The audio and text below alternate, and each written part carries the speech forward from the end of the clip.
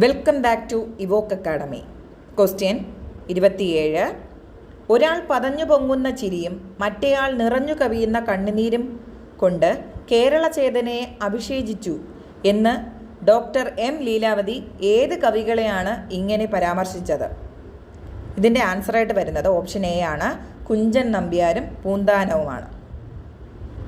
28ാമത്തെ question, ജ്ഞാനത്തിൻ്റെ 2 രൂപങ്ങളായി Croce കാണുന്നവ ഏതെല്ലാം? ഇതിൻ്റെ ആൻസറായിട്ട് വരുന്നത് ഓപ്ഷൻ ഡി ആണ്, അന്തർജ്ഞാനപരമായ അറിവും യുക്തിശാസ്ത്രപരമായ അറിവുമാണ് ഇതിൻ്റെ ആൻസറായിട്ട് വരുന്നത്. 29ാമത്തെ ക്വസ്റ്റ്യൻ, ബാഹ്യപ്രപഞ്ചം മിഥ്യയാണെന്ന വാദത്തെ പ്ലേറ്റോ സാധൂകരിക്കുന്നത് എങ്ങനെ എന്നാണ് ക്വസ്റ്റ്യൻ വരുന്നത്. ഇതിൻ്റെ ആൻസറായിട്ട് വരുന്നത് ഓപ്ഷൻ എ ആണ്, ആത്യന്തിക സത്യമായ ആശയലോകത്തിൻ്റെ പ്രതിച്ഛായ മാത്രമാണത് എന്നാണ് അതിൻ്റെ ആൻസറായിട്ട് വരുന്നത്. അടുത്ത ക്വസ്റ്റ്യൻ 30.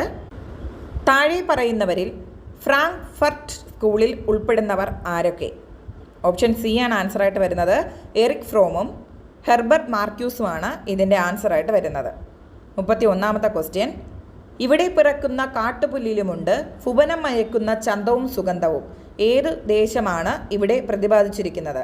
ഓപ്ഷൻ ബി ആണ് ആൻസറായിട്ട് വരുന്നത്, കേരളമാണ്. 32ാമത്തെ ക്വസ്റ്റ്യൻ, എൻ്റെ നേതാവ് എന്ന കവിത ആരെക്കുറിച്ച് എഴുതിയതാണ്? ഇതിൻ്റെ ആൻസറായിട്ട് വരുന്നത് ഓപ്ഷൻ സി ആണ്, ഇടശ്ശേരി കെ കേളപ്പനെ കുറിച്ചാണ് ഈ കവിത പറഞ്ഞിരിക്കുന്നത്.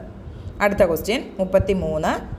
എൻ്റെ കവിതയിൽ ഞാൻ കത്തി ദഹിച്ചു കൊണ്ടിരിക്കുന്നു. എൻ്റെ ചിതയിൽ എന്ന പോലെ എൻ്റെ കവിതയിൽ ഞാൻ വാക്കുകൾ അടുക്കി വയ്ക്കുന്നു.